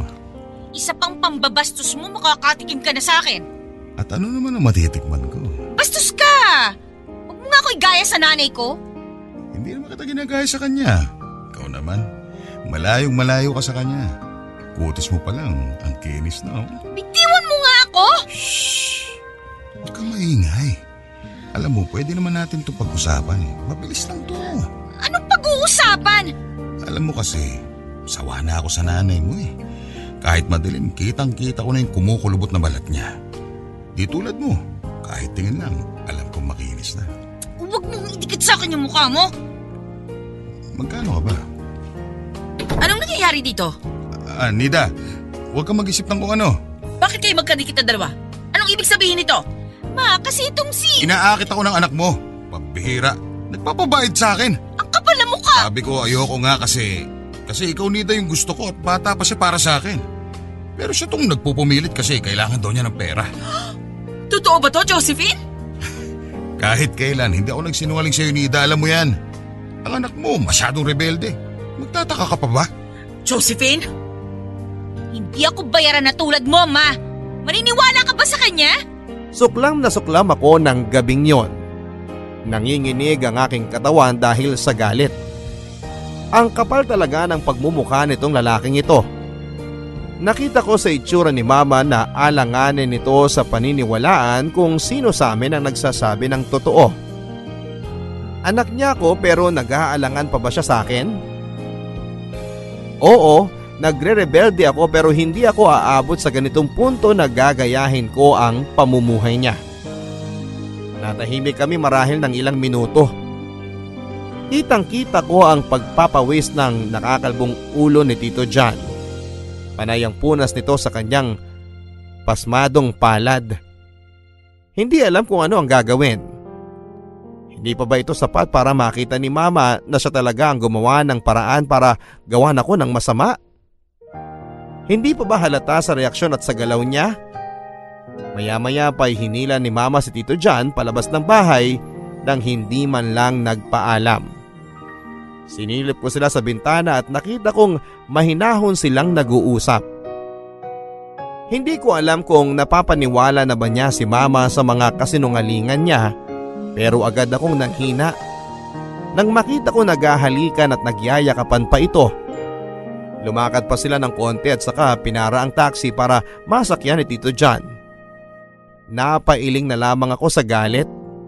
Maya-maya pa'y pumasok na si Mama sa bahay at doon ay nagsimula na ang komprontasyon naming dalawa. Anong sinabi ng demonyong yun sa inyo? Matulog ka na, maaga ka pa bukas. So mas naniniwala ka sa kanya? Ganon? Sumagot ka, Ma! Hindi ko alam. Paano hindi mo alam? Anak mo ko, di ba dapat ako ang paniwalaan mo? Sa mga nangyayari sa atin itong nakaraan, sa tingin mo maniniwala pa ako sa'yo? Galit ka sa akin. Pakiramdam ko tama si Jan eh. Ginagawa mo to siguro para magkaroon ka ng pera. Siya ang gusto magbayad sa akin para sa isang gabi. Ayoko, Ma! Pilit nga ako tumatanggi sa kanya eh. Hindi ko kailangan ng pera para magpababoy sa kanya tulad ng ginagawa mo. Hindi ako katulad mo. Marangal ang trabaho ko. Kung di pera, baka naman kailangan mo lang ng paraan para makaganti sa akin. At yun ay akitin si Jan. Alam mong malaki siyang magbigay ng pera. Imposibleng hindi mo naisip yon. Uulitin ko ha. Hindi ako baboy na katulad mo.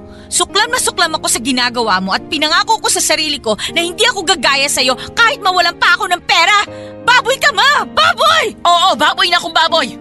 Pero tandaan mo, yung perang kinita ko habang binababoy ko ang sarili ko ang dahilan kung bakit buhay ka pa rin hanggang ngayon. Kung bakit nakakatikim ka ng masasarap na pagkain ng bata ka pa lang at nakakabili ng mga damit tulad ng ibang bata. Kaya sino ka para husgahan ako? Inilabas lang kita dito sa mundong to na walang kahit na ano. Yun na nga eh. Sana hindi mo na lang ako inilabas sa mundong to. Sana pinatay mo na lang ako habang dugo pa lang ako dyan sa tiyan mo kasi ginawa mong miserable ang buhay ko nang hindi ko nalalaman. Baboy ka, Ma! Baboy! Yun na ang huli naming pagkikita at pag-uusap ni Mama. Hindi ko na hinintay pa na magsalita pa ito, Papa Dudut. Agad-agad ako nag-impake at umalis sa bahay na yon. Hindi niya ako pinigilan. Hinayaan ako nito at sumigaw pa bago ako umalis. Sige, umalis ka. Buti nga yan kesa agawan mo ako ng customer ko sa bahay ko. Mas lalong nag-init ang aking pakiramdam sa sinabi niyang yon, na mas lalong naging dahilan para ituloy ko ang aking planong magbakalayo-layo na sa bahay na yon. Yung bahay na naging dahilan para masira ang aking pagkabata. Yung bahay na akala ko'y magiging proteksyon ko at magbibigay sa akin ng saya. Sa huli ay kabaliktaran pala ang lahat-lahat dahil ginawang impyerno ni Mama ang loob ng aming bahay. Na siguro kapag tumagal pa ng konti ay masusunog na ako. Hindi madaling gawin ang lisanin ng ina ko, siya na lang ang pamilya ko. Pero kung ito ang makakabuti para sa akin, eto ang gagawin ko dahil ayokong magpahila sa kanya sa butas ng impyerno. Ako po si Josephine, katulad mo rin ba ang aking kwento? Paano ka lalaya ngayon? Naisip mo na ba kung paano? Nagmamahal ang inyong kapuso at kabarangay, Josephine.